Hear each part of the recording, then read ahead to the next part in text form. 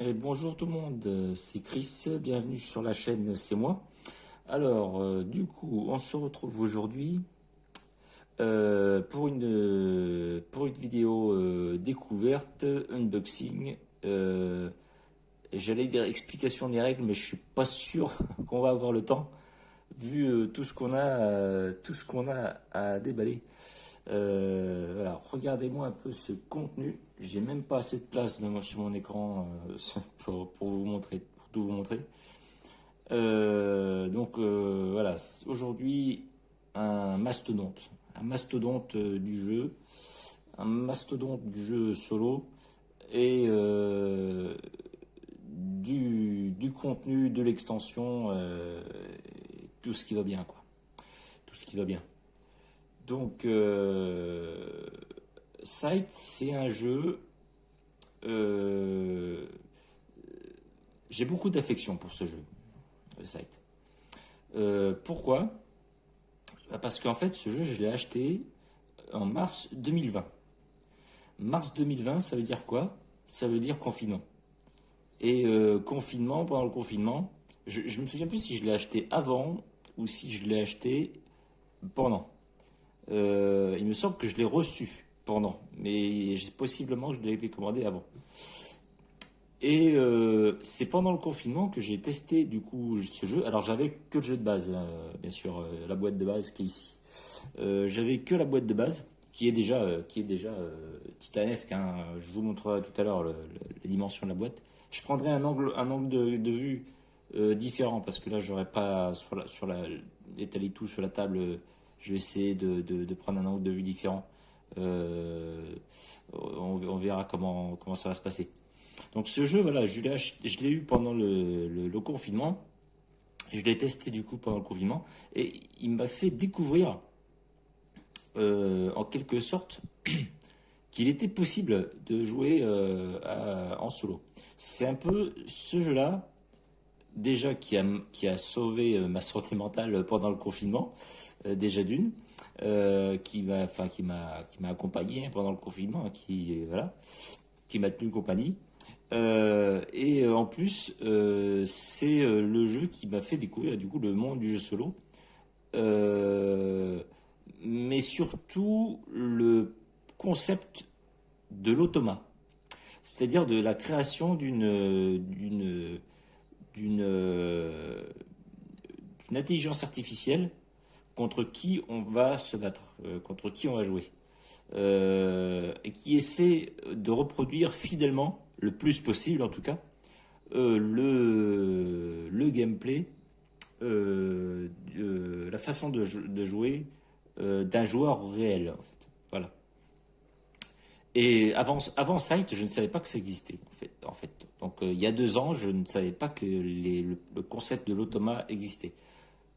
Je sais pas, je me suis pas renseigné si ça existait avant. Il me semble que oui, hein. Il me semble que l'automa, c'est pas quelque chose de nouveau.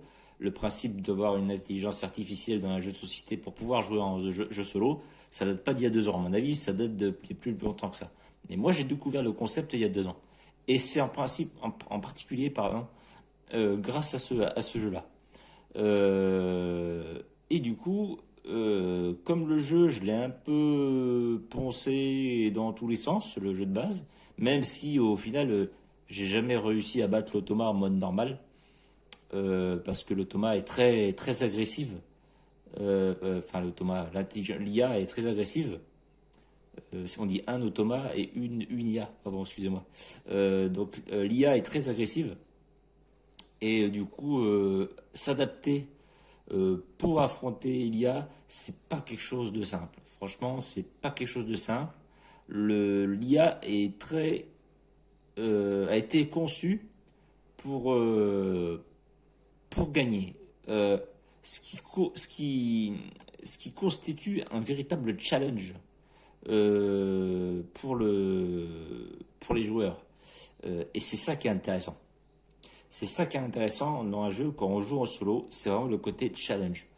Là, on a en plus un choix de mode, un choix de la difficulté, du niveau de difficulté, qui peut faire en sorte que on puisse faire une partie très simple contre un adversaire relativement facile à battre, juste pour le plaisir. Et on peut avoir vraiment à l'extrême une intelligence artificielle ultra complexe, ultra dure à vaincre, mais qui a le mérite de nous satisfaire quand on arrive enfin à en venir à bout. Moi, entre les deux, bien sûr, il y a tout un monde, hein. Il y a plein de niveaux de difficulté. Je crois qu'il y en a 4 ou 5. Faudra que je regarde. Enfin, moi, j'ai jamais passé le niveau normal. Donc, je sais qu'il y a 2 niveaux au-dessus. Donc, il doit y avoir 4 niveaux de difficulté. 4 niveaux de difficulté. Ça ouvre tout un panel de possibilités. Autant pour ceux qui veulent vraiment jouer, faire une partie sans se prendre la tête, et ceux qui vont vraiment rechercher le côté challenge. Et voilà. Voilà. Alors, moi, avec le jeu, depuis le temps, j'ai acheté cette extension-là, qui en fait nous amène les 2 factions manquantes qu'il y a, qu'on peut avoir pour le jeu de base. Parce qu'en fait, sur le plateau, il y a deux factions qui sont manquantes. En fait, elles sont présentes sur le plateau, mais par contre, on n'a pas les jetons, on n'a pas les cartes, on n'a rien, on n'a pas les plateaux, on n'a rien. Et en fait, c'est cette extension-là, donc conquérant du lointain, qui nous apporte ces nouvelles factions, pardon.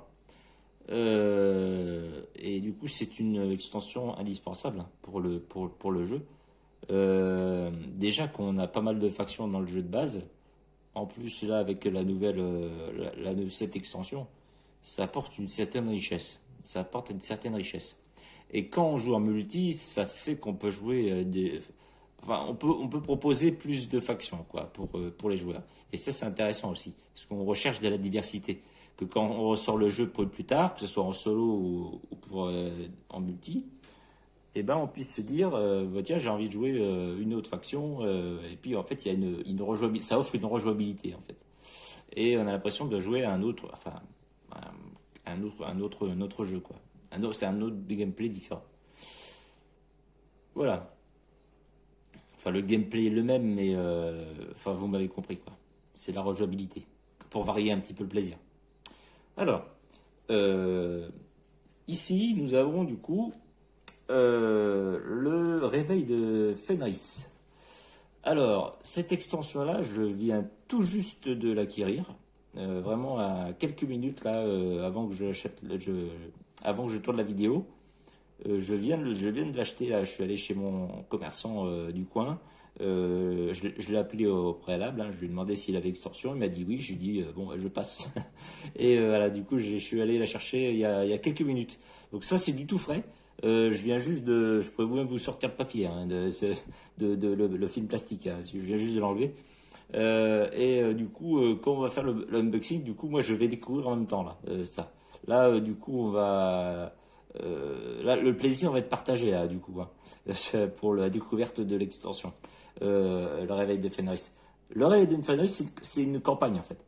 Ça rajoute du coup une narration par rapport au jeu de base, qui a l'air vachement intéressant, et qui est jouable en solo, hein, et même en multi. Et puis voilà, vous voyez le temps de jeu. Déjà, les vidéos sont longues. Alors en plus là, je pense que je ferai franchement la partie jeu découverte de la partie complète. Franchement, je pense que je vais la faire en plusieurs vidéos, parce que je vais pas pouvoir faire une vidéo de 5 heures sur le jeu, sachant que j'aime bien prendre mon temps. Je vais faire en plusieurs parties. Alors je vais voir comment je vais m'organiser. Moi, je pense que je vais tourner le tout en une fois, enfin en une fois, dans la même journée. Mais je suis pas sûr de faire une seule vidéo. On verra ça en temps voulu. Donc voilà. Bon, c'est tout ce que je vais dire pour l'instant par rapport à cette panoplie. Pour le jeu, pour Sight. Alors je sais plus comment on prononce, hein. Je sais pas si c'est Sight ou Sight. Moi, je pense que c'est Sight. Enfin, vous m'en voudrez pas. On est tous à faire l'erreur de prononciation sur ce jeu. On est tous à le faire. On remarquera du coup pour l'intelligence artificielle sur ce jeu que c'est une entreprise spécifique qui a fait l'IA. Et ça, c'est vachement intéressant parce que du coup, ce sont des gens qui sont dont le métier principal et unique, j'ai envie de dire, est de créer une faction automate, enfin un système d'intelligence artificielle pour des jeux, pour des licences. Ça veut dire que ce n'est pas le créateur du jeu qui a créé l'intelligence artificielle. Donc c'est pour vous donner un petit peu une idée de la qualité de l'IA qui va y avoir dans ce jeu. Ce qu'il faut savoir sur Sight, c'est que l'intelligence artificielle, le joueur automate est tellement bien foutu que c'est la référence pour beaucoup de joueurs quand on teste l'intelligence artificielle d'un autre jeu. Vous allez voir souvent, par exemple, vous prenez un jeu, je sais pas, par exemple, un gros jeu pareil, on pourrait prendre Anachronie, avec un chronobot, ils appellent ça. Et du coup, paf, on va comparer le chronobot à Size pour avoir savoir un petit peu la qualité. Et en fait, on va partir du principe que toutes les intelligences artificielles, tous les joueurs automates qui vont être créés dans un jeu, qui vont être en fait meilleurs que Size, c'est gage de qualité. Et par contre, un automate qui va être créé, qui va être moins bon que l'automate de Size, va être considéré comme un jeu solo sans intérêt. En fait. C'est un petit peu la valeur référence en fait. Le jeu solo site, la partie jeu solo site, c'est un petit peu la référence pour savoir si un jeu est de qualité, si un automate dans un autre jeu va être de qualité ou pas. En fait, c'est pour ça que ce jeu est important pour beaucoup de joueurs et notamment pour les testeurs. Pour les testeurs sur YouTube, beaucoup de YouTubeurs vont essayer de comparer pour nous donner une idée en fait de la qualité d'un automate ou pas d'ailleurs, vont systématiquement faire référence à Size, qui un petit peu comme s'il avait inventé le concept en fait. Je ne pense pas, je suis pas sûr, j'ai pas vérifié, je ne veux pas vous dire de bêtises, donc je ne vais rien dire. Mais par contre, voilà, ça c'est la référence le gros jeu multi et qu'on peut jouer en solo. Et dont l'automa a été fait aux petits oignons et avec beaucoup de soins et de qualité. Voilà. Donc je vais arrêter de blablater là. Du coup, ce qu'on va faire, c'est que je vais mettre en place ma caméra et on va commencer à déballer un petit peu tout ça. On va commencer par la boîte de base, ensuite l'extension pour aller voir les personnages et tout ce qu'il y a dans ce contenu-là. Et après, du coup, on verra le contenu de la boîte de la campagne, en fait. Voilà. Alors, on va voir ce qu'il y a dans cette boîte. Alors je suis désolé, j'ai pas réussi à trouver un angle de vue extraordinaire parce que soit j'avais la caméra au-dessus de moi et moi du coup pour le déballage je gênais avec ma tête et du coup je passais devant ou alors du coup j'avais trop enfin j'avais trop loin et on voyait pas les détails donc j'ai laissé comme ça, on verra bien ce que ça donne. On verra bien ce que ça donne. Donc du coup, on va commencer à voir un petit peu ce qui se passe. Voilà. Pour vous donner une idée un petit peu du monstre. Hein. Là, on a de la boîte bien lourde. Là, il y a du contenu. Hein. Là, on a une boîte solide et vous allez voir que dedans, il y a ce qu'il faut. Alors, ce jeu, il m'a appris une chose. C'est la rentabilité et l'investissement dans un jeu de société.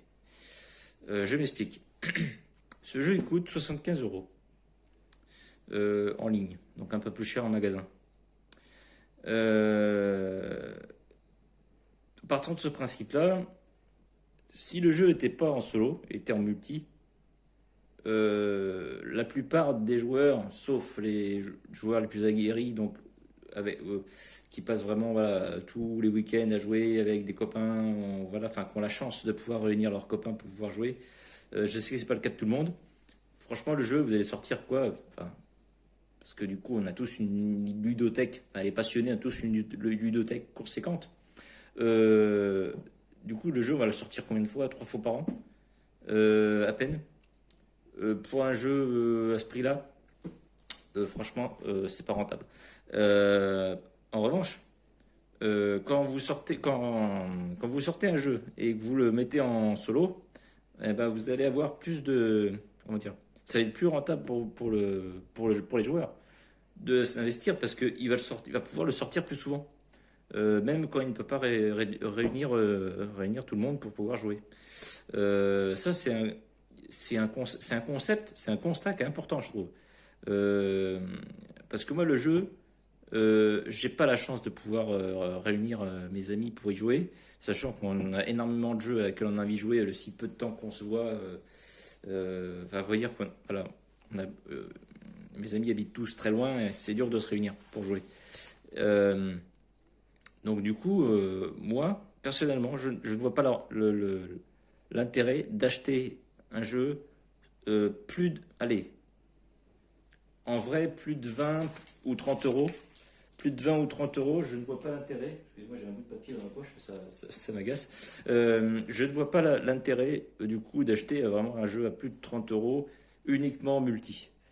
Euh, Parce que j'estime qu'après l'investissement est trop important pour le sortir vraiment 2, 3 fois par an, quoi.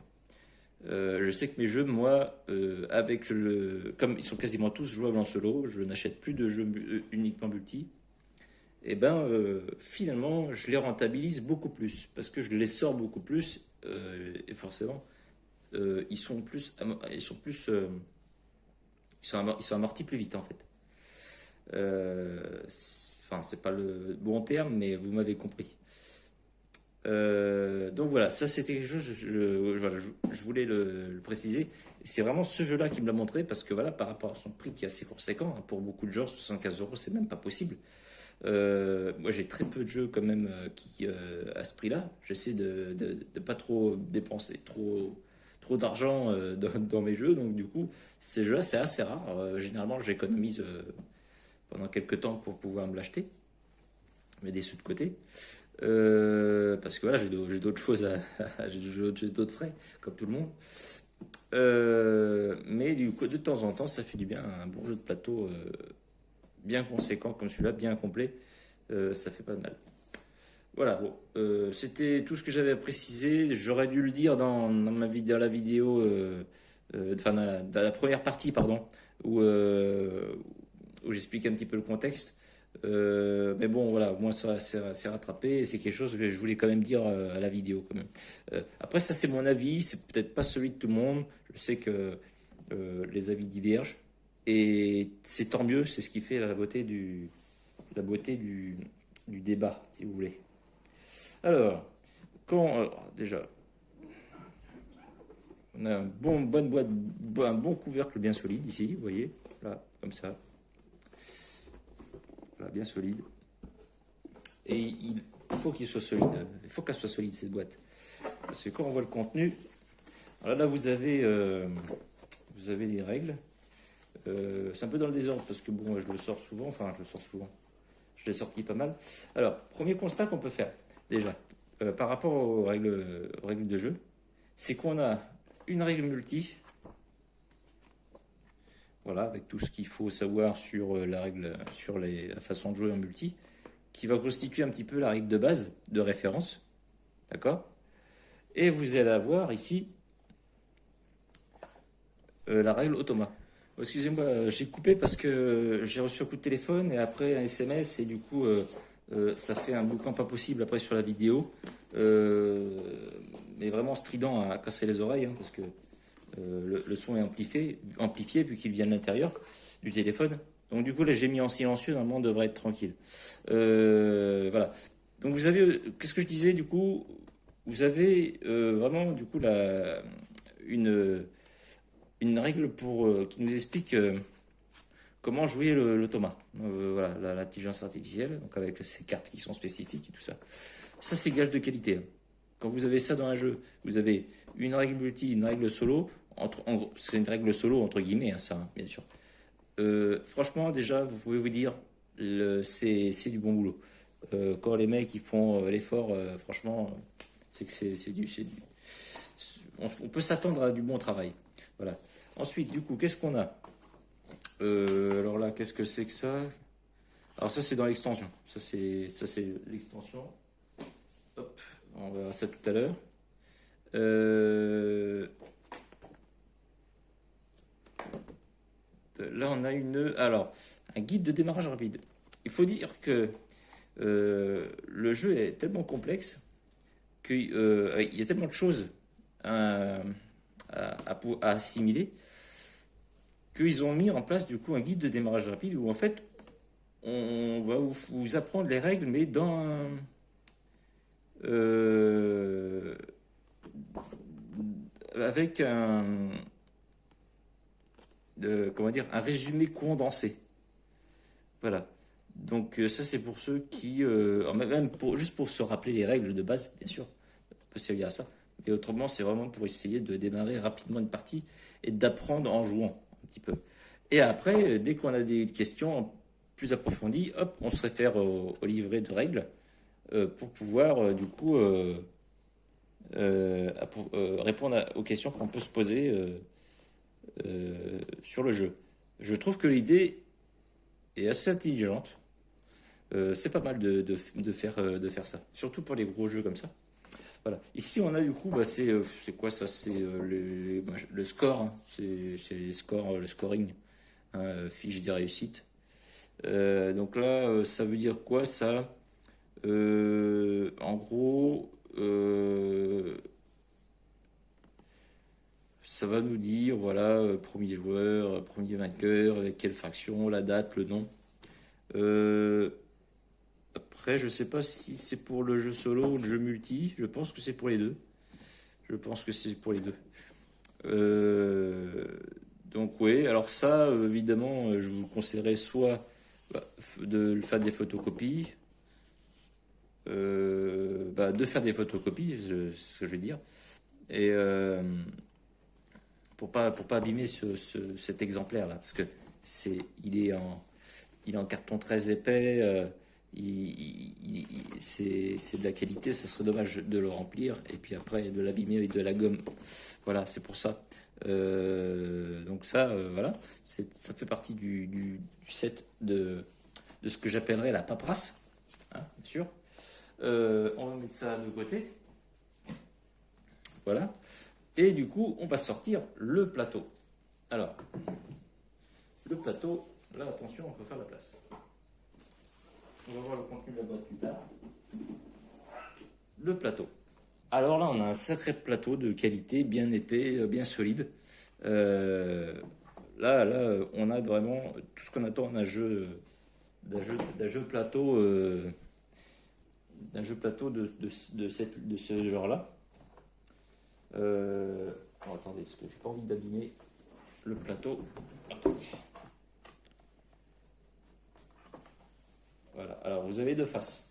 Vous avez une face avec les gros carreaux comme ça, que vous pouvez compléter avec un autre plateau. Alors, j'ignore lequel. Je sais pas où on trouve la suite. Je pense qu'on peut l'acheter. Et du coup, jouer avec un énorme plateau, vraiment gigantesque. Et on voit bien les cases où on va pouvoir mettre les pions d'une manière beaucoup plus lisible. Et ça peut être pas mal en vidéo d'ailleurs. Il faudrait que j'essaie de trouver comment on raccorde tout ça. Parce que c'est pas un détail, c'est un détail assez important. C'est important. Après, du coup, là, ce qu'on va faire, c'est qu'on va jouer avec l'autre face. Excusez-moi, je ne sais pas si je gêne avec ma tête quand je manipule. En tout cas, c'est sûr, je cogne dans la caméra, j'en suis désolé. Alors, voilà le bousin. Vous voyez, là, je suis quand même pas mal dézoomé, hein. Mais vous voyez par rapport à mes mains déjà, la taille du plateau, franchement, c'est un régal. Franchement, c'est un régal. Quand on voit ça, franchement, on a envie d'y jouer là. Là, rien qu'en voyant juste ça, déjà. Je sais qu'il y a beaucoup de joueurs qui ne jurent que par la taille du plateau pour juger d'un jeu de qualité. Euh, c'est tout à leur honneur. Moi, personnellement, c'est un peu plus compliqué que ça. Mais je peux comprendre qu'il y a des joueurs qui vraiment aiment les jeux de plateau avec des plateaux conséquents. Voilà. Donc là, vraiment, on a du jeu de qualité. Je sais pas ce que c'est cette histoire de. Ah, oui, c'est parce que ça. D'accord, ok, je me disais. Donc, alors là, vous voyez, du coup, le jeu, c'est un 4X, hein. Vous voyez, c'est un petit peu, on va dire, le principe du risque, entre guillemets, mais euh, avec un concept combat beaucoup plus allégé, parce qu'il y a beaucoup plus de, comment dire, le jeu est beaucoup plus complexe que ça. Donc c'est un 4X, donc exploitation, exploration, expansion, extermination. Voilà, ça c'est le jeu, le principe du 4X. Ce jeu-là rentre parfaitement dans la case du 4X, hein. Il n'y a pas de débat. Il n'y a pas de débat. Et ça en fait un jeu extrêmement complet. Extrêmement complet. Et complexe aussi, d'ailleurs. Voilà. Donc, pour le plateau, qu'est-ce qu'on trouve sur le plateau? Bon, les régions qui sont en forme hexagonale. Je ne sais pas si c'est hexagone ou. Bref, vous m'avez compris. Là, on a la piste militaire qui va nous donner la puissance militaire des factions. Donc, on va mettre nos petits marqueurs et puis on va monter sur la piste, comme ça. Là-bas, on a des cartes combat qu'on va mettre ici pour pouvoir les piocher avec la défausse ici, bien sûr. Le rappel du nombre de cartes combat avec leur valeur qui est ici, hein, ça permet de nous repérer un petit peu. Ici, nous avons du coup des emplacements de cartes ici et ici sur le côté. Donc ça, c'est des cartes en fait objectifs. Là, c'est les cartes rencontres. Je vous expliquerai ça sur la vidéo explication des règles. Et ici, c'est un emplacement pour mettre une tuile pour les points, pour scorer. Là, vous avez vraiment la partie. De toute façon, là, vous avez la partie scoring ici. Vous avez la partie scoring, et ça en fait partie. Où en fait, vous allez avoir une valeur de popularité qui va donner par rapport au multiplicateur qui est ici, des points de victoire en fonction de trois facteurs.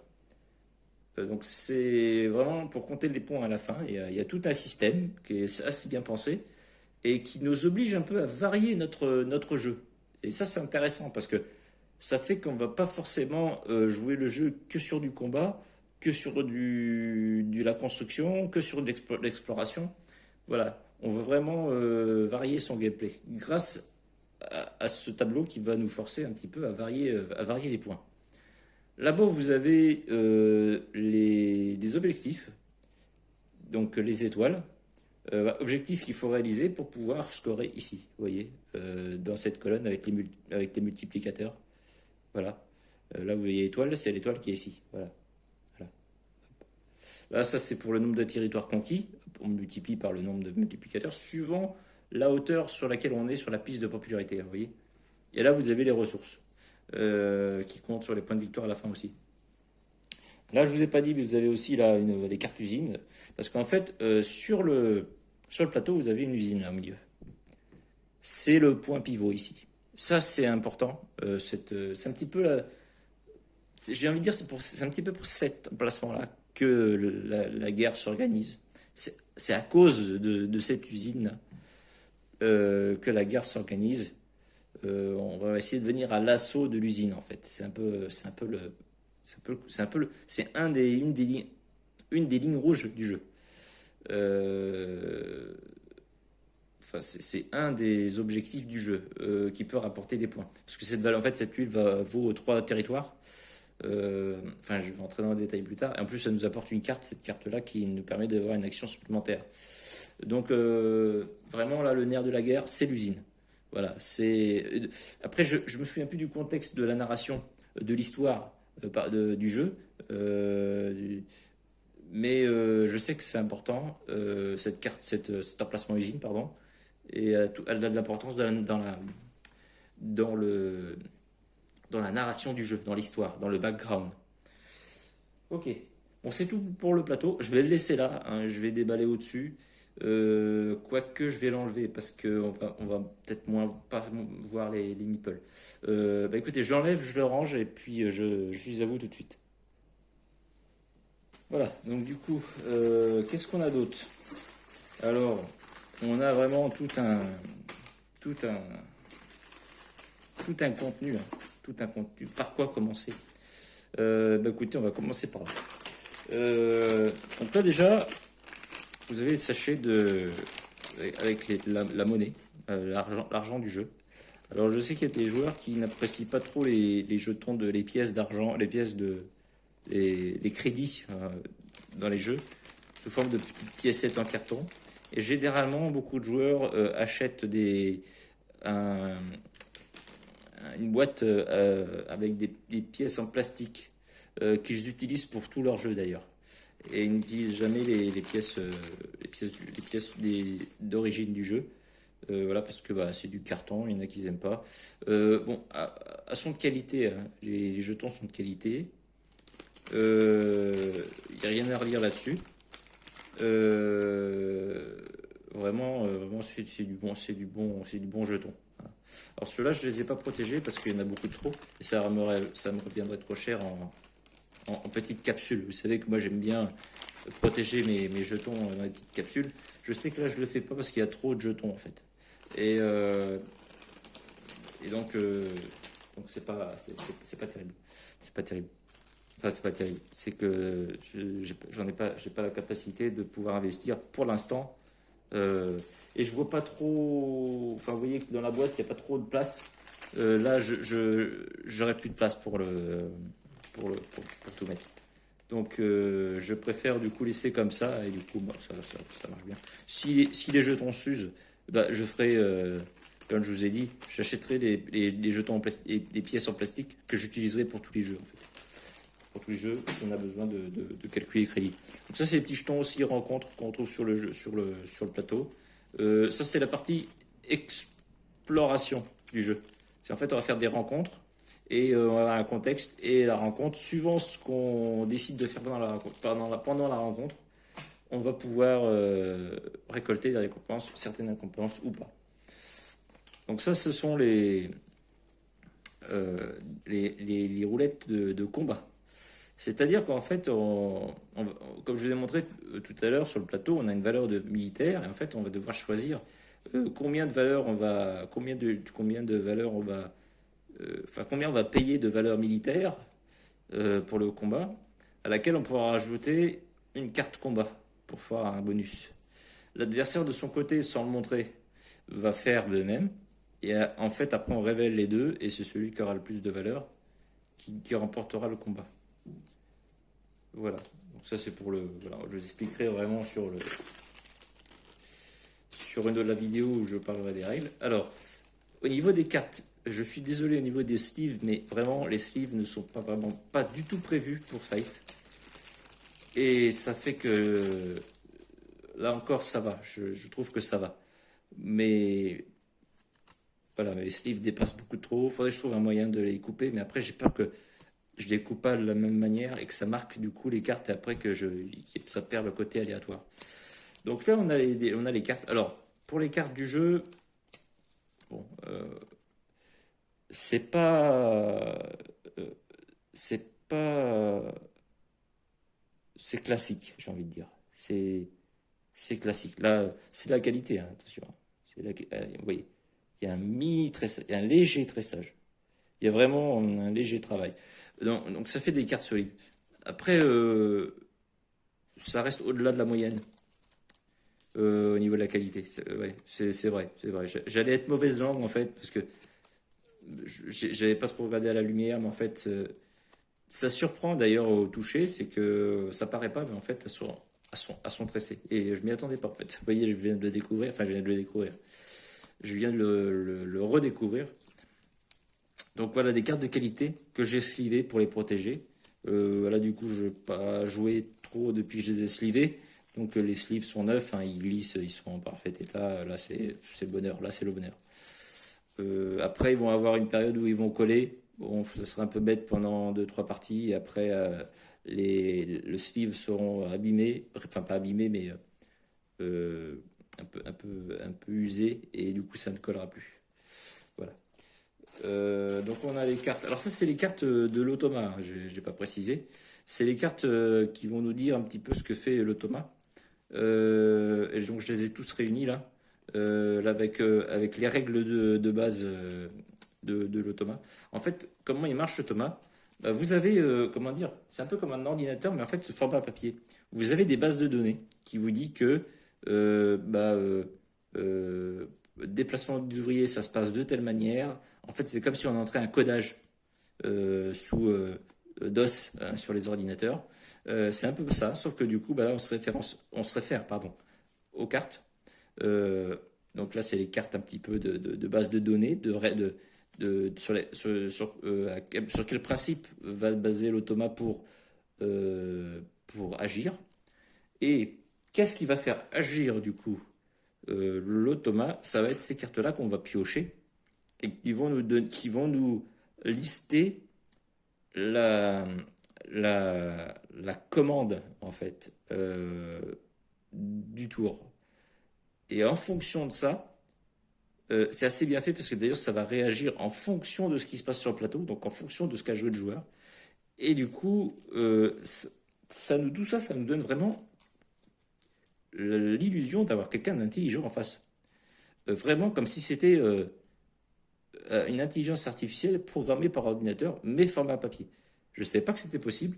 Et ben, ce principe-là, juste avec des règles de base, donc des bases de données et des ordres de tours, et ben en fait, ça vous fait quelque chose qui répond d'ailleurs, comme vous dit, à ce que fait le joueur. Ça vous donne quelque chose de super. Vous voyez les niveaux de difficulté. Comme je vous avais dit, hein, il y en a quatre en fait. Voilà, il y a facile, normal, difficile, très difficile. Moi, j'arrive pas à jouer, à le battre en normal. C'est pas impossible, mais ça demande beaucoup de concentration.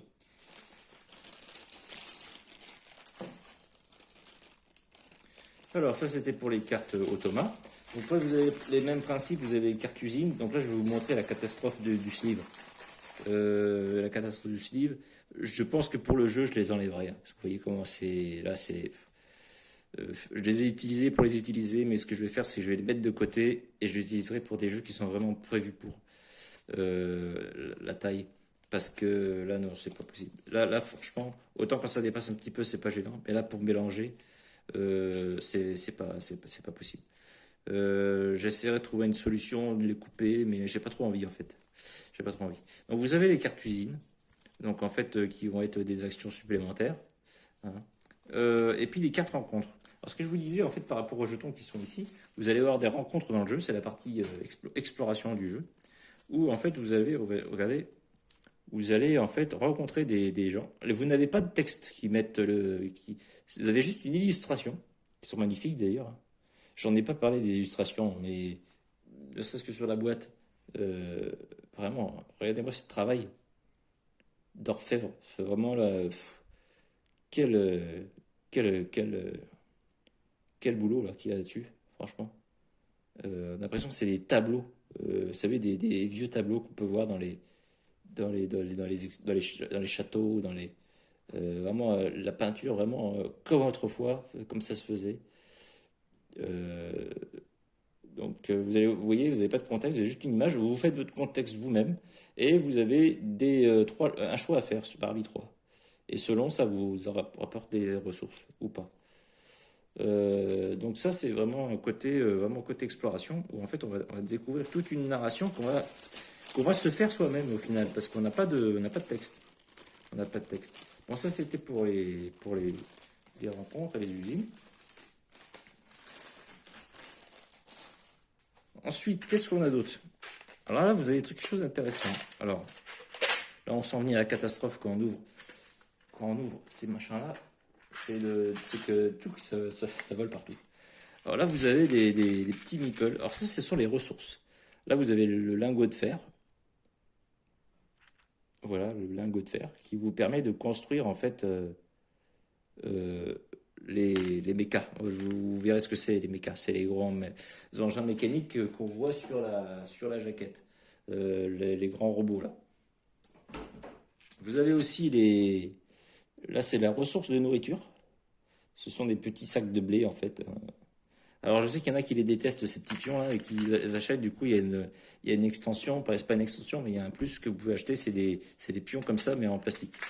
Et ça vous donne vraiment, ils sont vraiment bien faits, hein. Franchement, c'est du travail de modélisme, hein, presque, hein. Mais moi, ça me dérange pas. C'est juste pour jouer. C'est pour manipuler. Non, on n'a pas peur de les user comme ça. C'est pas mal. Peut-être que plus tard, j'investirai, mais pas pour l'instant. Ensuite, vous avez du coup, vous en avez d'autres, hein. Vous avez le bois et le pétrole. Ça, c'est pour des petits barils de pétrole. Voilà, je ne sais pas si vous voyez bien. Évidemment, la caméra ne zoome pas sur le banc. Bon, bref. Et vous avez le bois. Le bois. Qui ne ressemble pas du tout à du bois d'ailleurs, mais bon, c'est le symbole, quoi. C'est symbolique. Voilà. Et avec ces petites ressources, du coup, on va pouvoir faire des constructions, on va pouvoir organiser le développement de nos factions. Et d'ailleurs, en parlant de factions, on va pas tarder à y arriver.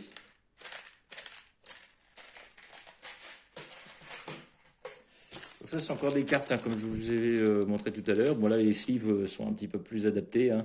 Donc là, c'est une carte objectif, hein. Bon, pareil, vous avez des illustrations, vous avez du contenu et vous n'avez pas trop de narration, vous le faites vous-même votre histoire, quoi. Ça, c'est intéressant au niveau de l'immersion, je trouve. Un petit côté jeu de rôle, un petit peu. Et vous avez du coup tout un set de plateaux. Alors, attendez, je les sors tous. C'est pas évident d'aller chercher tout ça là-dedans. C'est une énorme boîte. Donc on va commencer par les fractions. Par les factions, pardon. Les fractions. Alors, les factions représentent des nationalités, des vraies nationalités, bien sûr. Là, par exemple, vous avez l'Empire de Saxonie. Donc, c'est les Saxons, c'est les Anglais, hein. Chaque personnage, vous verrez qu'ils sont accompagnés d'un animal, d'un familier. Ce qui n'a aucun intérêt dans le jeu, mais c'est juste, je trouve que on va dire, ça finit bien le personnage, ça le complète bien, je trouve. Vous allez voir les autres. Donc là, nous avons le royaume nordique. Là, on a carrément là, c'est la Suède, hein, les Norvégiens, là, vous avez voilà, royaume nordique. Donc là, vous voyez qu'il est sur son buffle, hein, le héros. C'est un peu les capitaines, hein, les chefs de la faction. Ici, vous avez Cana de Crimée. Hein, vous avez Cana de Crimée, donc ça, c'est des gens un peu plus nature, hein, un peu plus un peu plus nomade peut-être, je sais pas. Et elle, du coup, elle est avec son aigle. Voilà, magnifique personnage d'ailleurs, je trouve. C'est un de mes personnages préférés du jeu. Peut-être pas à jouer, mais visuellement en tout cas. Je crois que c'est un de mes préférés. Donc, ensuite, vous avez l'Union russe-viet. Donc ça, c'est tout ce qui est là, comment on appelle ça le scandinave, voilà, un peu le peuple scandinave, un petit peu. Voilà. Donc là, vous voyez cette personnage. Donc ils ont tous un nom, hein. Olga et voilà, Shanga, c'est le tigre. Vous voyez, pareil, un magnifique personnage aussi, très atypique, hein, qui correspond à la nation qu'elle représente. Voilà. Ensuite, vous avez République de Polonia.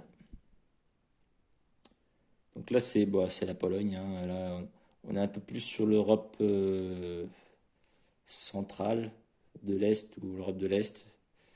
L'Europe de l'Est plutôt, ouais. Euh, parce que, oui, ouais, je vois, ouais, ouais. Donc là, vous avez pareil, du coup, avec son ours, là. Vous voyez, chaque familier complète bien la nation, il va bien avec. Donc vous avez ça. Et avec chaque fraction, vous allez avoir du coup des plateaux de jeu. Alors ça va vraiment être le plateau sur lequel va se passer le gameplay. Vous allez avoir un plateau, donc vous en avez pas mal, hein. Vous en avez 6, 7. Donc ce qu'il faut savoir sur ces plateaux de jeu, donc ils sont tous différents déjà. Vous voyez, alors visuellement, d'accord, mais aussi au niveau de l'emplacement. Vous voyez que si j'en prends trois là, au hasard, vous voyez que les emplacements vont être complètement différents. Et le contenu aussi. Vous voyez, par exemple, ici, pour faire un mecha, il faut faire 4 lingots de fer. Et sur une autre faction, vous allez, par exemple, ici, vous n'en avoir que 3 et vous allez avoir une récompense en plus. Et sur une autre, ça va être complètement différent. Par exemple, là, pour faire une amélioration, là, il faut 3 barils. Et bien, sur cette faction-là, il en faut que 2. Et il y a une récompense, pas sur celle-là. Vous voyez, donc chaque plateau de jeu va être complètement différent. Va être complètement différent enfin, alors, un plateau de jeu ne correspond pas à une faction. D'ailleurs, il y en a beaucoup plus que de factions. C'est juste que ah non, c'est parce qu'il y a l'extension. J'ai mis l'extension avec. D'accord. C'est pas mal grave. C'est juste qu'en fait, ça, vous allez piocher au hasard et vous allez le combiner avec la faction que vous aurez choisie. Et du coup, vous allez obtenir du coup un set. Et selon quand vous allez rejouer, en fait, vous n'êtes pas forcément tombé sur le même. En fait, ça fait qu'il y a une rejouabilité au niveau du jeu qui va être intéressante. Voilà. Et donc vous voyez que sur les plateaux joueurs, il y a 4 cases. Et en fait, c'est les 4 actions possibles pour le gameplay du jeu. Vous allez avoir de la production, vous allez avoir du mouvement pour se déplacer, ici. Vous allez avoir, c'est marqué ici d'ailleurs, soutenir. Donc ça c'est pour l'armée. Là vous avez déplacer, produire et là acheter. Donc là c'est le commerce en fait. Voilà. Donc je vous montre comme il faut. Là vous avez la production, vous avez vraiment 4 cases et en fait vous allez devoir choisir quelle action vous allez faire. Et selon ce que vous allez faire comme action, il faudra juste suivre un petit peu l'ordre qu'on va avoir, dépenser les ressources quand il faudra en dépenser pour voilà. Donc c'est intéressant. Là, vous voyez, il faut dépenser de l'argent pour pouvoir se faire celle-là. Donc ça va être tout le gameplay du jeu va se jouer sur les plateaux joueurs. Et vous voyez que les plateaux sont vachement épais, sont très solides. Alors par contre, je sais pas s'ils vont je sais pas s'ils vont supporter l'humidité avec le temps. Moi, pour l'instant, j'ai pas de problème. Mais je sais qu'il y a des jeux comme ça où vous avez le carton apparent euh, et ça gonfle ici à force et ça se déchire. Moi j'ai eu le cas sur Barrage, ça commence à le faire sur le jeu Barrage. On fera une vidéo sur Barrage aussi, hein, c'est un gros jeu. Pas tout de suite parce que le jeu est trop énorme et ça prend du temps les gros jeux là, à faire des vidéos si on veut aller dans le détail. Donc là, voilà ce qu'on a. Donc, que dire d'autre là-dessus? Ah oui, donc ils sont très épais et vous voyez qu'ils sont creusés là. Là, vous voyez, là c'est creusé, là c'est creusé, là c'est creusé aussi. Alors pas tous, hein, là vous voyez, là c'est pas creusé. Et là vous en avez un qui est creusé ici. Voilà, vous voyez, c'est légèrement creusé. Vous avez un relief. Et ben là aussi. En fait, c'est parce que vous allez mettre des petits jetons là-dessus. Jetons qu'on va voir tout de suite d'ailleurs. Et vous allez voir votre plateau qui va être en 3D en fait. Vous allez vraiment avoir vos ouvriers, vos bâtiments, vos petits pions que vous allez devoir, selon l'action que vous allez faire, prendre et poser sur le plateau. Ou prendre et poser sur un autre endroit du plateau de jeu. Et ça va être vraiment la manipulation principale du jeu, hein. Ça va être vraiment vos pions. Voilà. Bon, je vais ranger ça, éviter de les abîmer. Vous voyez que le jeu il a un terraformage assez simple, mais qui permet de tout ranger et que tout tienne en place. Ça, c'est des cartes récapitulatives qui récapitulent un petit peu les règles du jeu. Là, vous avez les cartes combat. Vous souvenez, sur le plateau, hein, à se mettre en haut, tout ça. Donc, vous avez une valeur de combat. Et en fait, elles vont vous servir pour le combat, pour pouvoir infliger plus de dégâts et remporter le combat. Là, vous avez des tuiles d'action, des tuiles pour scorer en fonction de... Vous avez un objectif, en fait, là-dessus. Par exemple, c'est fabriquer 2 bâtiments adjacents, en ligne. Ouais, c'est des bâtiments en ligne, ça. Je sais plus trop, faut que je regarde sur le livret. Et en fonction de combien de bâtiments vous allez pouvoir mettre en ligne, par exemple, là, il vous dit, vous allez marquer 2, 4, 6, 9 points de victoire. Ça, c'est un bonus de points de victoire. Voilà. Et ensuite, du coup, là, vous allez avoir vraiment un contenu. Vous voyez que chaque faction a sa couleur. Par exemple, Polonia, la République de Polonia, ça va être blanc. Les Russes Viettes, ça va être les rouges. Les Crimées, ça va être jaune. Les Nordiques, enfin, vous m'avez compris quoi. Et du coup, chaque couleur, vous avez les mêmes pièces. Il y a pas, le jeu est très peu asymétrique parce que bon, il est quand même par rapport au jeu de plateau, au plateau de jeu. Mais là, par rapport au contenu, le jeu n'est pas asymétrique. Donc vous avez quoi? Vous avez des petits meeples. Des petits meeples, là. Comme ça, là, vous avez les ouvriers. Qui sont différents en fonction de la faction que vous allez jouer. Vous voyez, là, il a une sorte de petit béret. Voilà, un petit meeple sympathique. Vous allez avoir des petits pions carrés comme ça, pour mettre sur le plateau joueur. Parce qu'on a vu que c'était les plateaux qui étaient creusés, là, vous allez pouvoir mettre ça sur le plateau. Voilà, vous allez avoir quoi d'autre? Je vais pas tous les ouvrir, mais là, vous allez avoir quoi? Des étoiles, ça va être pour scorer les objectifs. Vous allez avoir, ça, c'est le pion qui va vous permettre de positionner l'action que vous avez sélectionnée. Ça, c'est le marqueur de combat.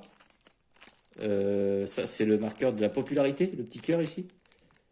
Vous avez vraiment du contenu, les bâtiments, bien sûr.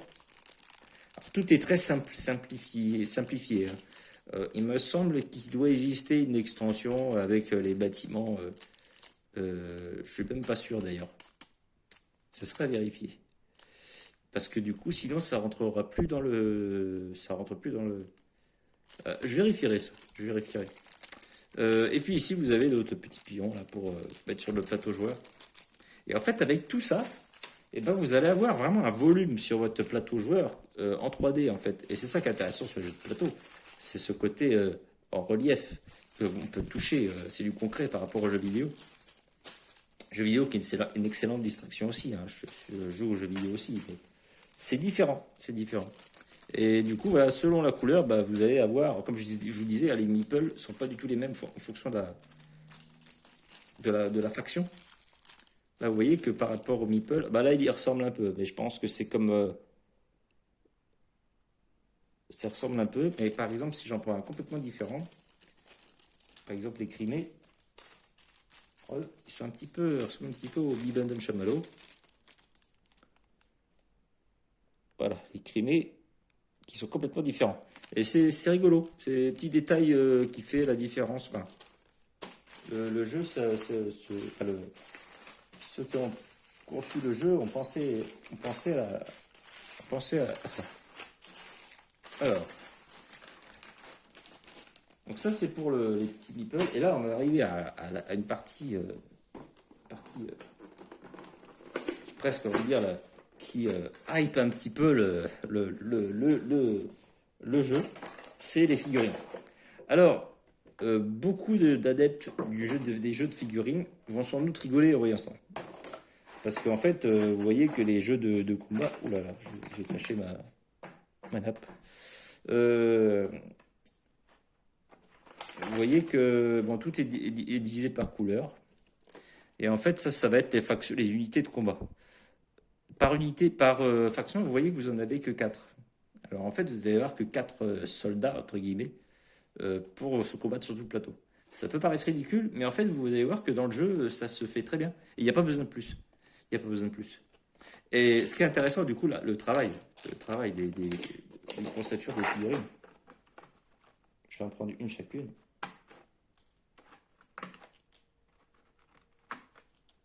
Je les prends un peu comme un bourrin, mais... Alors, je ne les ai pas peintes. Normalement, là, ça mériterait de les peindre. Et en fait, j'ai presque envie de dire non.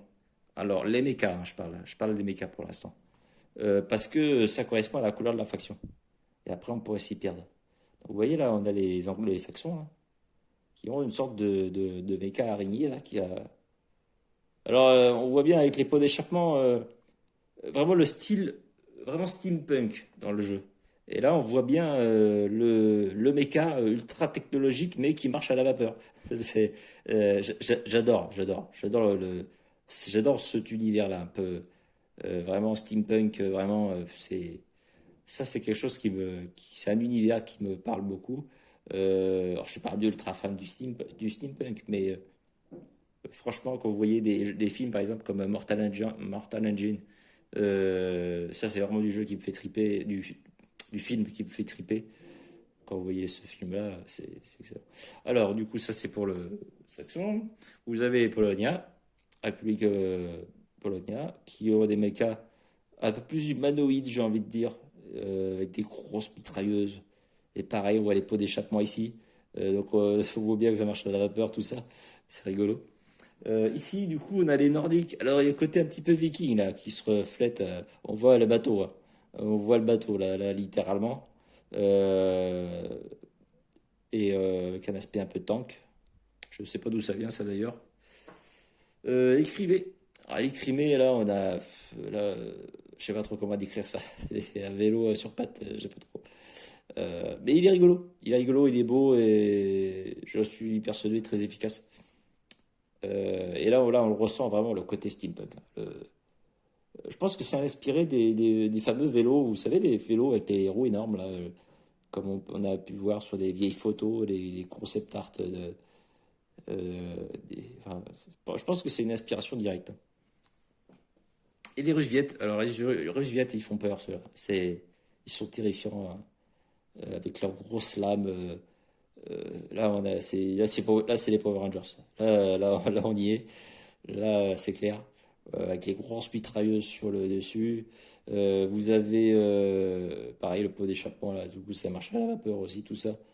Il a l'air d'être beaucoup plus souple. Euh, Très effrayant, les Russes Viettes, très effrayant. Donc, du coup, on va mettre ça en place. Et on va passer à... On va passer au... Mince. On va passer aux généraux. Cela, par contre, je pense que ça mériterait de les peindre. Alors, pourquoi je ne l'ai pas fait? Bien, tout simplement parce que la peinture, c'est un investissement. Et là, typiquement, pour le si peu de jeux de figurines que j'ai, je ne pense pas que ça sera très rentable d'investir. Même si aujourd'hui, enfin, les peintures, c'est plus comme il y a 20 ans, hein. Les peintures se conservent très bien, il n'y a aucun souci là-dessus. C'est juste que j'attends d'avoir plein de figurines et toutes les peindre, quitte à faire une vidéo dessus, et je compte bien le faire. Mais pour l'instant, c'est pas dans la priorité. Par contre, je rejoins tout à fait les gens qui trouvent triste un petit peu les figurines grises. Jouer avec des figurines grises, oui, oui, j'entends. Et je suis tout à fait d'accord. Le problème, c'est que là, c'est une question de moyens. Et je vois, enfin, quitte à acheter la peinture, autant que ce soit pour. Enfin, quand j'aurai vraiment beaucoup de jeux à figurines, là, je crois que j'en ai que deux. Des jeux à figurines, je crois que j'en ai que deux. Et souvent, les jeux à figurines, aujourd'hui, c'est beaucoup du Kickstarter ou quand vous avez après la version boutique qui sort, vous avez des personnages en carton. Et c'est ce qui fait que bah, du coup, on arrive à très peu de jeux figurines. Et le jeu de figurines les jeux de figurines sont des jeux très spécifiques qui ne sont pas forcément mes jeux préférés. Voilà. Mais j'en ai quelques-uns qui vont peut-être arriver d'ailleurs aussi dans ma ludothèque. Et du coup, je prendrai le temps de les peindre. Et je ferai une vidéo dessus sans problème si ça intéresse. Alors, ça sera pas un tuto, hein. Ça sera juste histoire de me voir galérer à peindre mes figurines et je vous expliquerai pas trop parce que j'ai pas cette prétention-là. Mais je ferai une vidéo où je discuterai d'ailleurs et puis je peindrai mes figurines tranquillement. Ce qui risque de pas être facile là parce que vous voyez tous les détails. Aïe aïe aïe, et par rapport à la grosseur de mon doigt, c'est, je suis épuisé d'avance. Ok. Donc là, vous avez du coup, là, il y a Russe-Viette. Je sais plus comment ça s'appelle. Olga, il me semble. J'ai pas mémorisé les noms.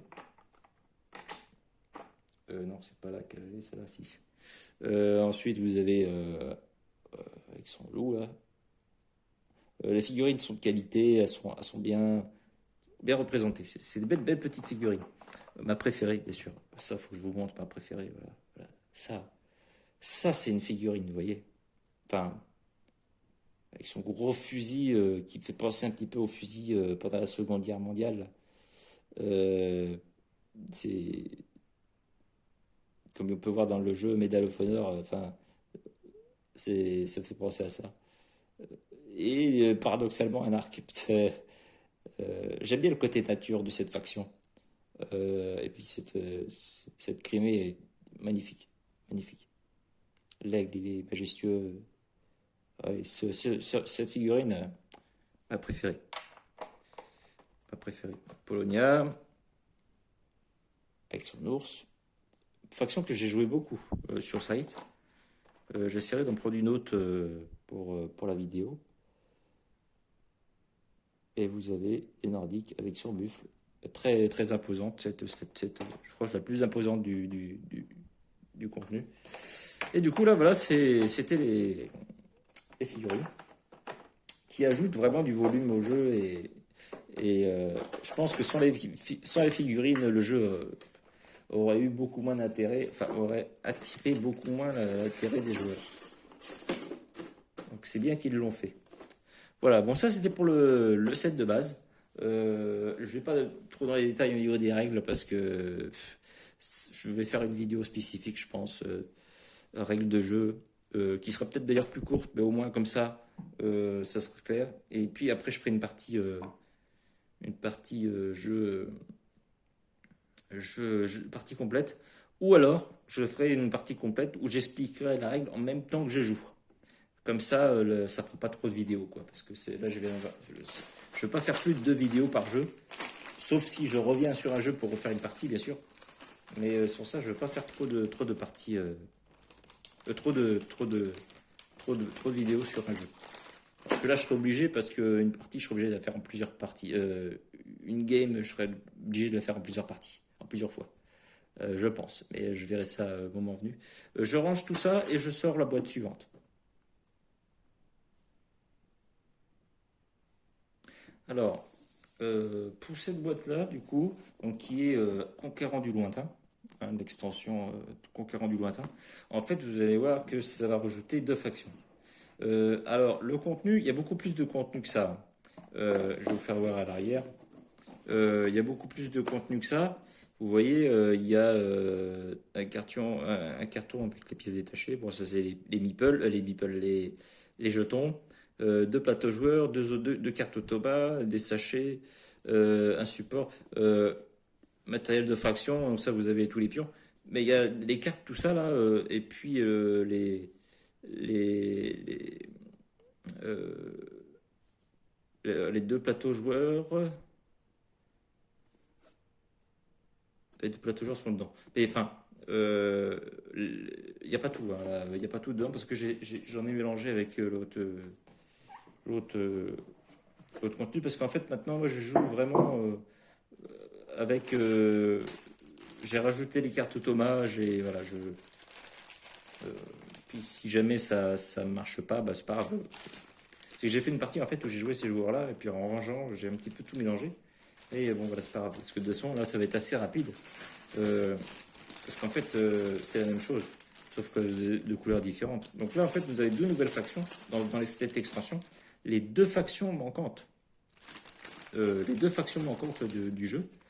Pareil, du coup, vous avez Petit Meeple. Alors là, du coup, euh, euh, vous avez... Alors, je vais vous présenter les factions tout de suite. Euh, hop. J'espère que je vous gêne pas. Ok. Voilà, donc vous avez Shogunat de Togawa. Donc ça, c'est littéralement le Japon. C'est la faction japonaise. Euh, et du coup, vous avez du coup la couleur qui correspond en violet. Et vous avez du coup, là, c'est ça peut les Irlandais, le clan Albion. Je pense que c'est l'Irlande ou je sais pas. J'ai du mal à me représenter, ou peut-être les Français avec son sanglier, hein. Donc pareil, les illustrations, encore une fois, magnifiques. Donc vous avez ça. Et vous voyez que les Beeple, bah, du coup, là, par exemple, vous avez, vu que c'est la faction japonaise, bah, vous avez les petits Beeple qui correspondent à la faction. Avec le petit chapeau. Petit chapeau. Alors, il me semble que les chapeaux comme ça, il me semble que c'est chinois. Mais ils ont peut-être voulu faire une faction asiatique. Euh, donc voilà. Donc les nipples c'est les mêmes, hein. C'est juste qu'ils sont. Voilà, je vous montre un petit peu la différence. Vous avez là du coup du rajout parce que là les deux factions ils ont un pouvoir spécial. Chaque faction a un pouvoir spécial. Et celui-là c'est du coup de poser là il y a des pièges. Là il y a des pièges. Et là ça va être des repères. Je sais plus trop. Je sais plus trop de quoi ça correspond. Et du coup ça c'est un contenu supplémentaire par rapport au pouvoir de la faction. Voilà. Donc, vous avez ces petits meeples là. Vous avez d'autres meeples ici. D'autres jetons ici. Donc, ça, c'est pour les ressources. Puis ça, c'est des petits trucs additionnels. Je ne sais pas trop à quoi ça correspond.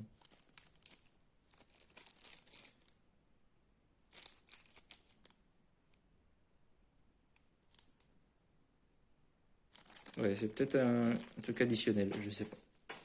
Donc les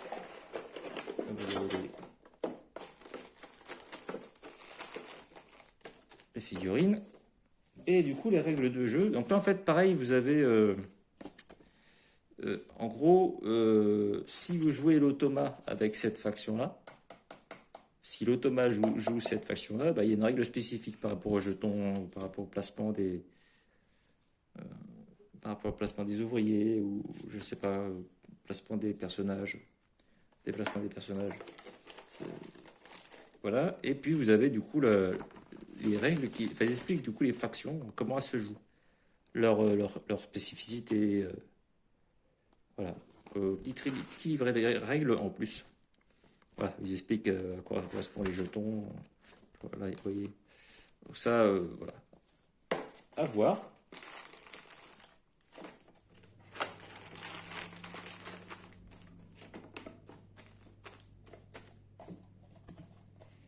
Voilà.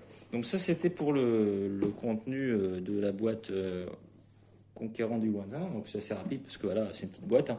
Et tout ce qu'il y a à dire, c'est que c'est des personnages en plus. Voilà. C'est juste ça.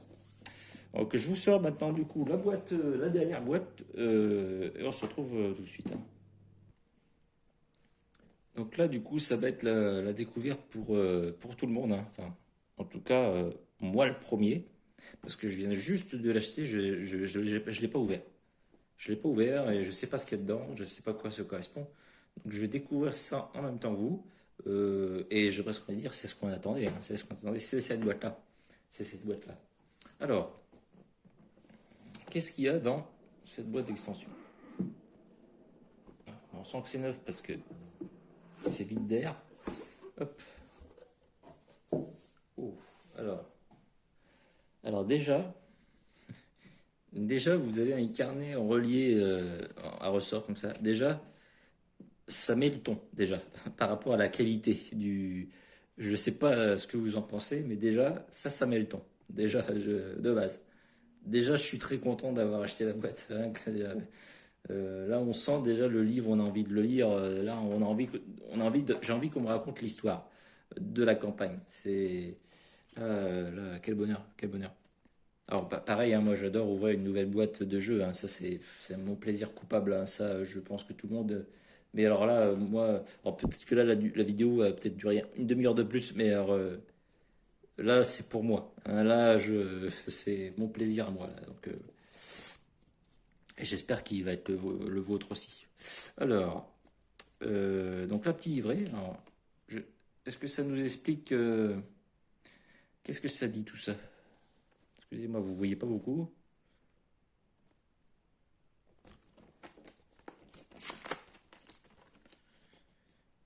Journal de campagne. Ouais, donc ça nous met ça nous explique les détails des règles de la campagne. Le mode de méca, mode d'infrastructure. Ah, vous voyez là, du coup, je reconnais l'automa. Ça c'est une bonne chose. Ah, contexte. Là, vous avez l'histoire. Avec, pareil, les illustrations magnifiques.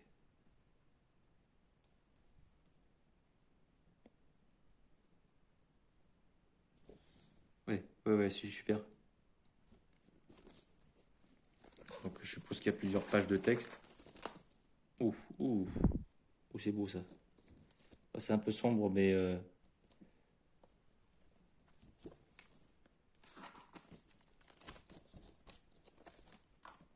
vous avez plusieurs pages de texte, hein. Épisode 1, Nouvelle ère, mars 1921. Alors, oui, le contexte du jeu, hein, bien sûr, c'est après la Première Guerre mondiale. C'est après la Première Guerre mondiale, bien sûr. C'est un monde alternatif après la Première Guerre mondiale, où en fait on continue à se battre pour le territoire, pour les territoires qui ont, on va dire, un peu été désertés à cause de la guerre, qui ont été un petit peu vidés de la population, entre guillemets. Épisode 2A, guerre.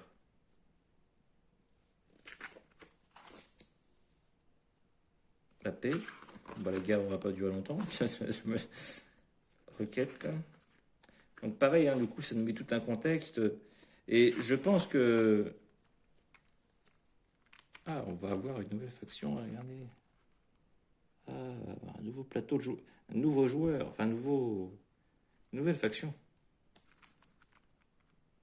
Paraît très futuriste, cette faction. Par contre, là, on n'est plus dans le steampunk, hein. Avec un loup, l'impression un loup mécanique, on dirait bien, hein. Je sais pas. Avec ses yeux bleus, hein. En tout cas, le flingue, ça c'est pas. Oui, ça c'est. C'est le futur. Le futur. Donc là, on nous explique la faction. Épisode 4, Fenris.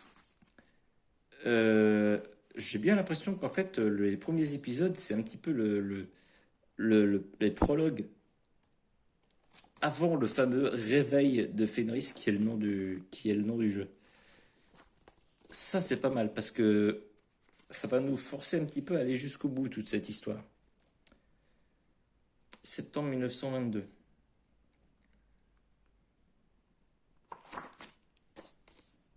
Oh, pardon, excusez-moi.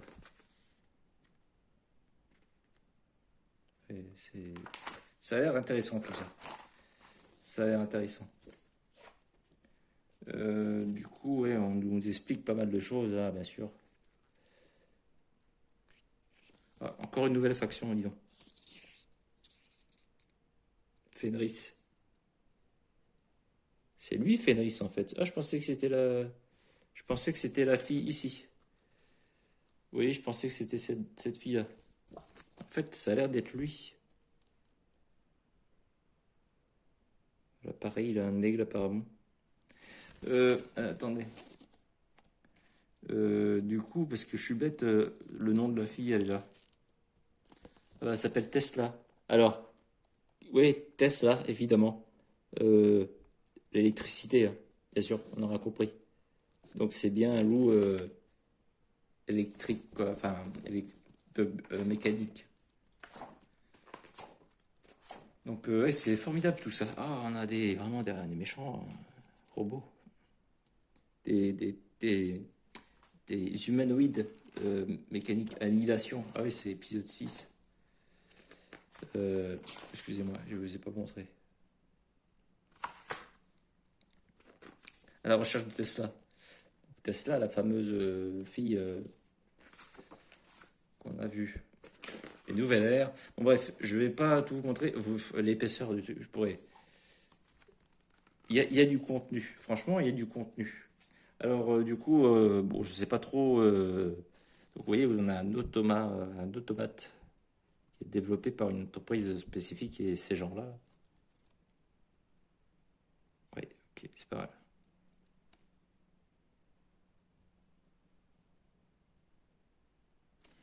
C'est basé sur les personnages d'un livre, apparemment. C'est intéressant ça. Intéressant à aller voir ça. Ok, donc qu'est-ce qu'on a d'autre là? Le truc qui m'intrigue depuis le début, là, c'est ces 2D là.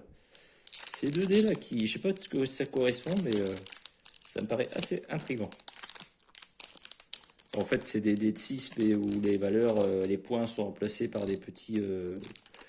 Ouais, et puis des couleurs différentes doivent correspondre à une fraction spécifique, je sais pas. Donc pareil, on a du coup les fiches de résultats comme on avait dans le jeu de base.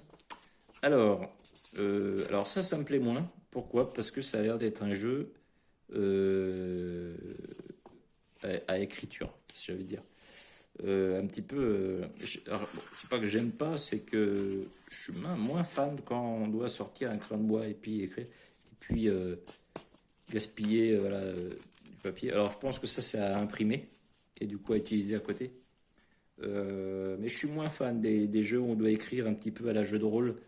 À la limite, c'est vraiment le concept jeu de rôle où je vais prendre mon pied à ce genre de gameplay. Mais dans un jeu de plateau, c'est vrai que j'ai du mal à me mettre à apprécier ça. Ça, c'est vraiment, j'apprécie ça vraiment dans les jeux de rôle des JDR papier. Voilà. Ok, donc là, alors on a plein de. Oh là là. Alors ça, merci. Merci aux éditeurs de nous mettre des. Pour ranger les meeples, de nous mettre des sachets. Sans ça, ça serait une catastrophe. Donc là, du coup, bon, vous voyez, tout est rien qui est dépunché encore. Hein. On a des jetons. Hein. Oups, voilà, ça se dépunche de rien. Je vais éviter de les manipuler trop. Voilà, on a encore une piste ouais, d'objectif. Je me demande si c'est dans cette extension-là qu'on va avoir le surplus du plateau. Vous savez, comme je vous ai dit, le plateau immense. Voilà, on a d'autres jetons. Voilà, donc on va prendre plaisir à dépuncher tout ça. Ça a l'air de se dépuncher tout seul. Hein. Par contre, il faut que je fasse attention.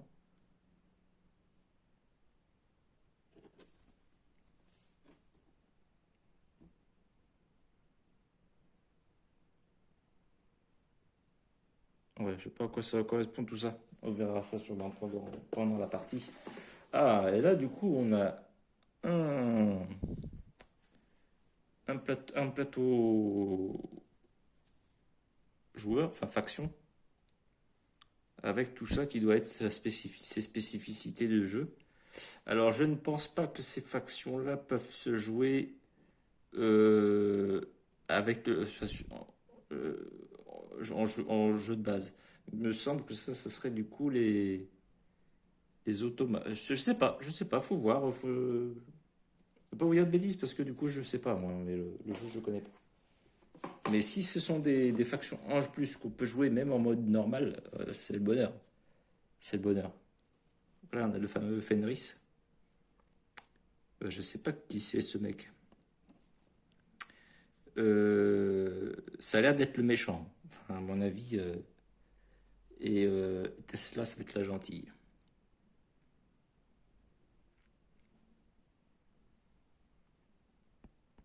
Il a son plateau militaire à lui.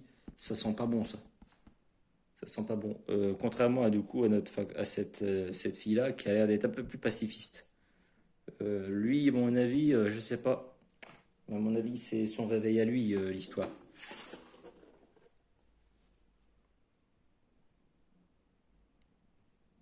On a d'autres trucs, je sais pas du tout à quoi ça correspond. Jeton automate. Automate.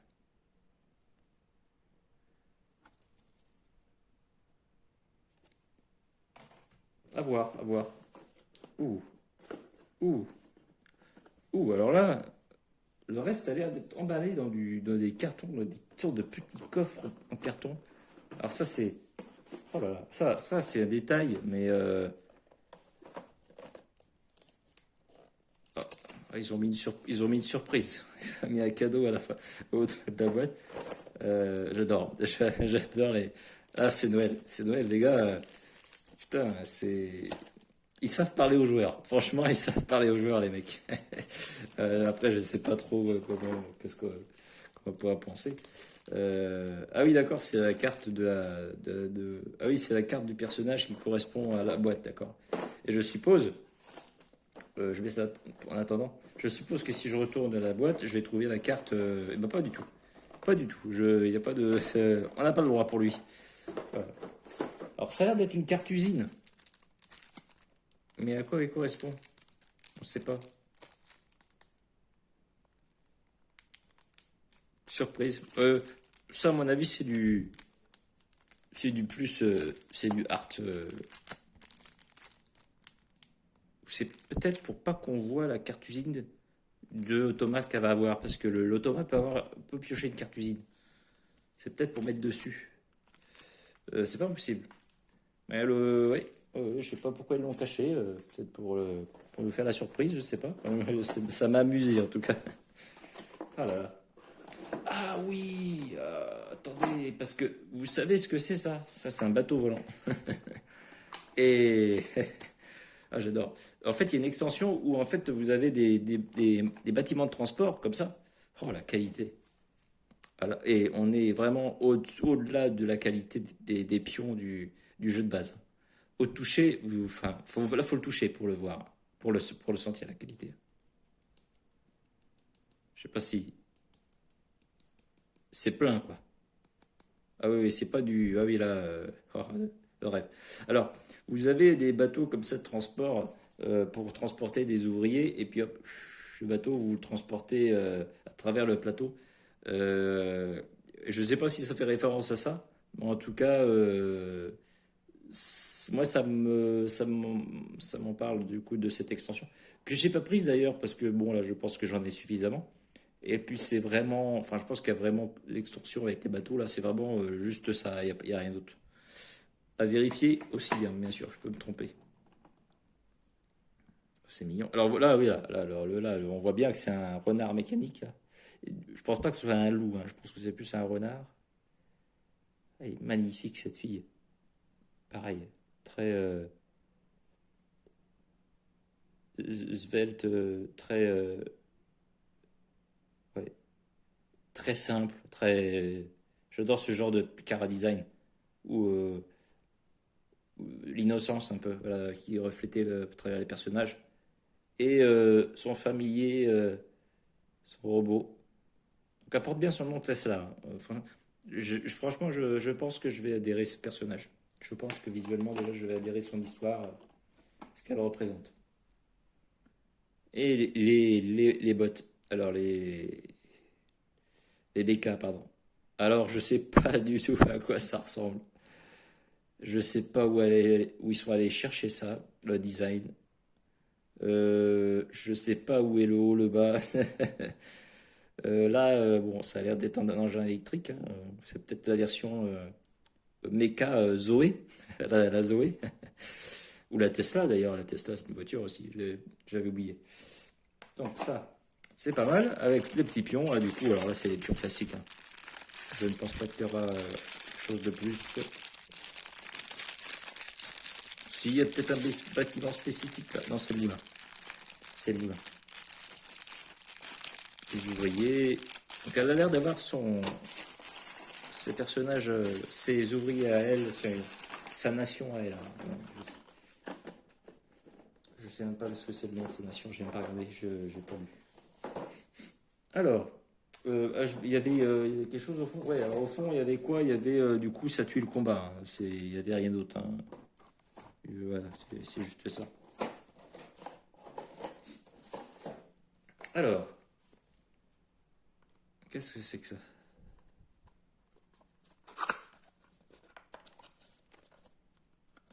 Ah bah ça correspond, c'est des jetons. Ça va peut-être être des personnages clés dans la campagne. Je sais pas, des habitants ou je sais pas.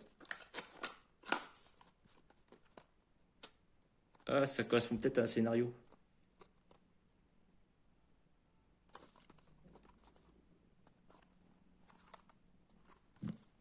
À voir, mystère là-dessus, hein. Mystère dans cette boîte, hein.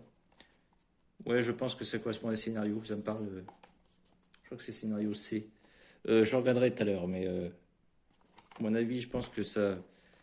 Peut-être d'ailleurs que ça se trouve pas tout de suite, mais ça coûte rien de regarder. Ouh là là, la belle figurine.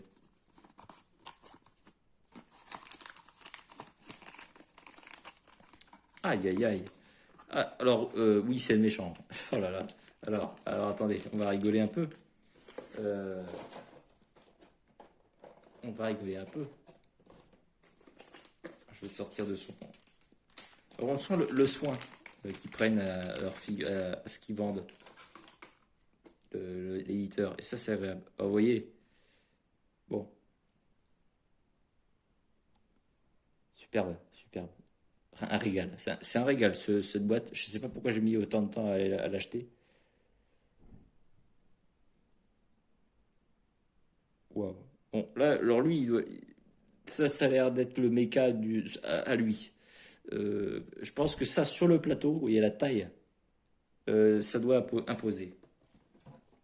Euh, ouais, déjà, ça met le ton par rapport. On est celui-là, il n'y a pas de doute, c'est le méchant. C'est le méchant de l'histoire, même son logo. Par contre, j'aimerais savoir son familier, c'est quoi? Je crois que c'est un robot mécanique. C'est un humanoïde mécanique, son familier.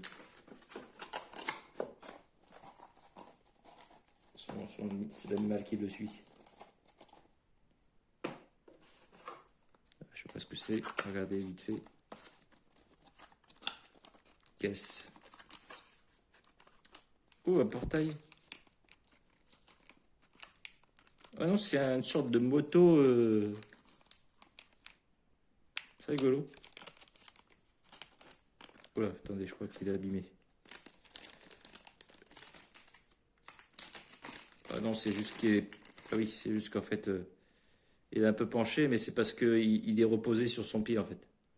C'est pour ça, c'est comme une moto, quand vous vous arrêtez, bah, hop, vous arrêtez au feu rouge, la moto est un peu penchée parce que mais non, non, non, c'est trop solide pour s'abîmer. Ah, quoique, vous voyez, qu'il est un peu déformé là. Ouais, alors ça gêne pas du tout, hein. Ça gêne pas du tout. Ça a l'air d'être une moto. Je sais pas qui c'est ce mec. J'espère que c'est un gentil. C'est tout ce que j'espère parce qu'il est trop classe. Franchement, il est trop classe. Il est trop classe. Alors, alors bon, là, la qualité au toucher des figurines n'a rien à voir avec la qualité du jeu de base. C'est vraiment là, on est au-dessus, hein. On est au-dessus. Oh là là là là. Oh là là, oh là là, oh là. Alors, et ben en fait, le méca qui est dans cette boîte, c'est un méca qui a là. Donc je sais pas pourquoi. Si je sais, c'est parce que ça correspond au scénario. Donc surtout pas mélanger, bien sûr. Si ça, en fait, c'est ça. Scénario A, B, C, D. Je sais pas si c'est ça, mais ça me parle. Alors, oui, c'est un beau méchant, hein. Il est superbe ce personnage, d'ailleurs. Comme on dit, un bon film ou un bon jeu ou un bon tout ce que vous voulez, c'est toujours un bon méchant. Et là, ça a l'air d'être le cas. Et son familier, ça a l'air d'être un hibou. Bah, j'ai pas vu sur sa fiche le hibou. Vous l'avez peut-être vu, mais j'ai pas fait attention. Un hibou. Il a l'air d'avoir une main bionique. Alors pour Panza, alors là, mon petit père. Et il a bien sûr son navire aussi, bien sûr. Ça risque d'être rigolo tout ça. Et là, du coup, c'est Meeple, voilà, avec le.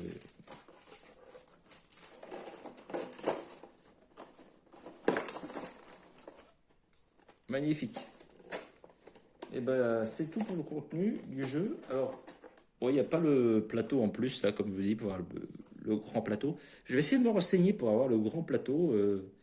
Alors, je ne sais pas si j'aurai pour quand je ferai le test du jeu, hein, la, la partie complète. Mais je vais me renseigner, je vais appeler le magasin, le magasin du coin là. Euh, Ils vont peut-être avoir la réponse. Et je vais demander si. Alors franchement, bravo pour le rangement. C'est un petit détail, mais c'est important. Je vais demander du coup au magasin du coin pour savoir si comment ça se passe pour avoir le gros plateau. Je sais que c'est possible parce que j'ai vu une vidéo avec un joueur. Enfin, ils jouaient à deux. Ils étaient rigolos d'ailleurs. C'est un couple de soixantenaires ou je sais pas quel âge ils ont, mais ils doivent avoir à peu près 60 ans. Ils sont adorables comme tout. Enfin, ils sont trop rigolos. Ils jouent à Sides, alors le jeu de base, hein, bien sûr.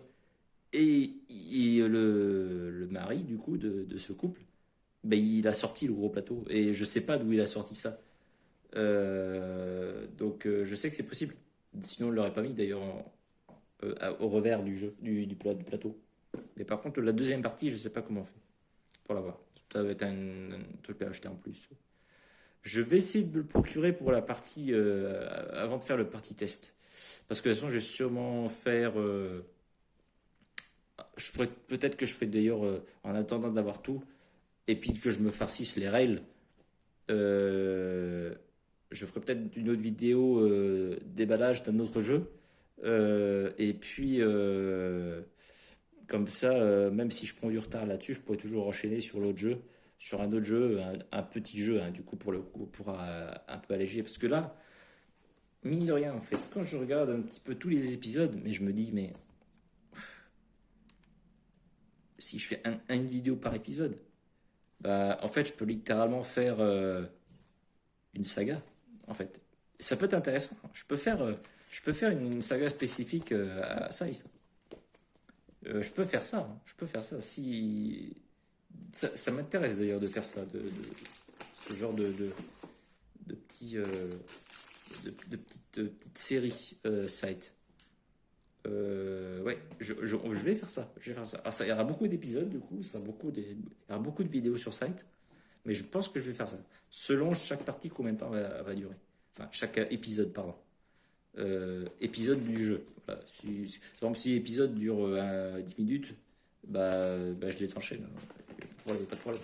Et si chaque épisode dure 1 heure, 1h15, comme c'est marqué sur la boîte, si ça c'est la durée du jeu d'un seul épisode, ça m'étonnerait, mais pourquoi pas 1h15, je suis bête. 1h15. Ça fait quasiment 2 heures, pardon. 120 minutes.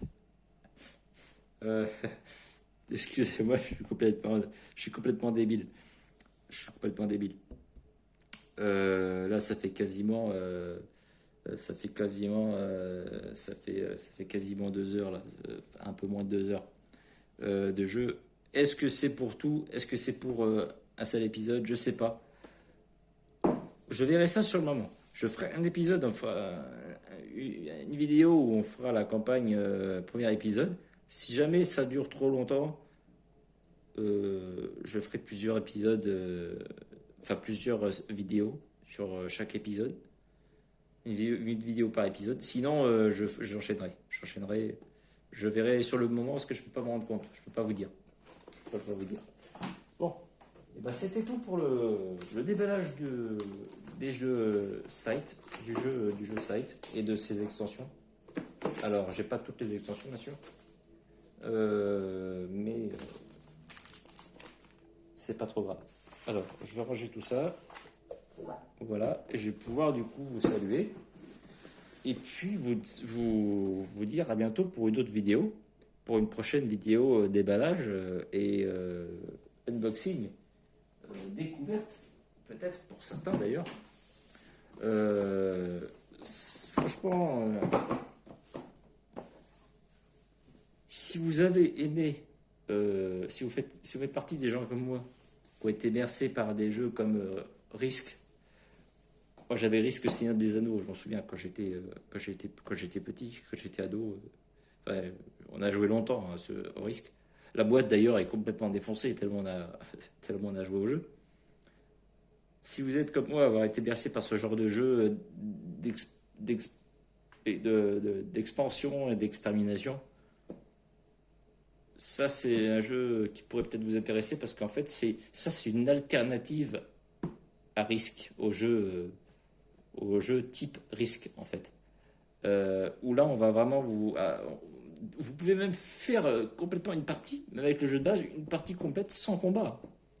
Ça m'est déjà arrivé, hein, contre l'automate, pas un seul combat, pas un seul. Et pour vous dire que fait, finalement, on prend son pied quand même par rapport aux autres, au gameplay qui peut y avoir autour de l'univers du jeu. Donc vraiment les ressources, l'exploration, conquérir des territoires. Ouais, il y a beaucoup d'autres choses à voir. Construction, bâtiments, tout ça. Voilà, voilà. Donc ça sera tout pour moi. Il ne me reste plus qu'à vous souhaiter une bonne. Moi, ça va être une bonne soirée pour moi parce que là, on est au soir presque. Et puis, à bientôt sur la chaîne, c'est moi. C'était Chris. Et on se retrouvera. Alors, je ne sais pas pour quelle vidéo. On verra bien. Je verrai bien sur le moment. Voilà. Et ben, merci à tous. À bientôt sur la chaîne.